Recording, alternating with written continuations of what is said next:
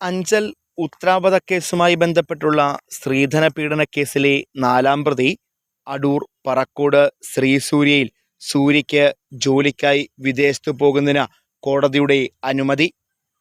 കർശന ഉപാധികളോടെ Punalur 1-ാം class judicial മജിസ്ട്രേറ്റാണ് ASHA Mariyam മാത്യൂസിന് അനുമതി നൽകിയത്.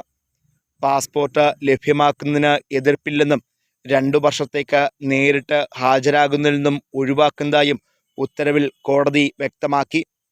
ഉത്രാപതക്കേസിൽ ശിക്ഷിക്കപ്പെട്ട് ജയിലിൽ കഴിയുന്ന ഉത്രയുടെ ഭർത്താവ് സൂരജ് എസ് കുമാറിൻ്റെ സഹോദരിയാണ് സൂര്യ.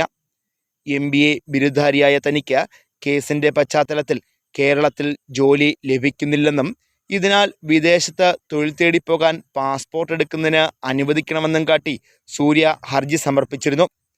അച്ഛൻ രോഗബാധിതനായി കിടപ്പിലായതിനാലും സഹോദരൻ ജയിലിലായതിനാലും കുടുംബം നോക്കാൻ താൻ മാത്രമേ ഉള്ളൂവെന്നും ഹർജിയിൽ ചൂണ്ടിക്കാട്ടിയിരുന്നു. ഈ ഹർജി പരിഗണിച്ചാണ് കോടതിയുടെ ഉത്തരവ്.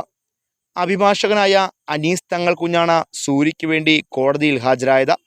പാസ്പോർട്ടിൻ്റെ പകർപ്പ്, തൊഴിൽ ലഭിച്ചതിൻ്റെ രേഖ, വിദേശത്തെ താമസ സ്ഥലം, തൊഴിൽദാതാവിനെക്കുറിച്ചുള്ള വിവരങ്ങൾ തുടങ്ങിയവയടങ്ങിയ സത്യവാങ്മൂലം രാജ്യം വിടും മുമ്പ് കോടതിയിൽ ഹാജരാക്കണമെന്നും ഉത്തരവിൽ നിർദ്ദേശമുണ്ട്.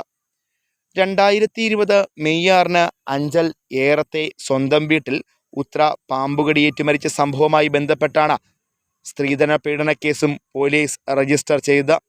സൂര്യയ്ക്ക് പുറമെ സഹോദരൻ സൂരജ്, അച്ഛൻ സുരേന്ദ്ര പണിക്കർ, അമ്മ രേണുക എന്നിവരും കേസിൽ പ്രതികളാണ്.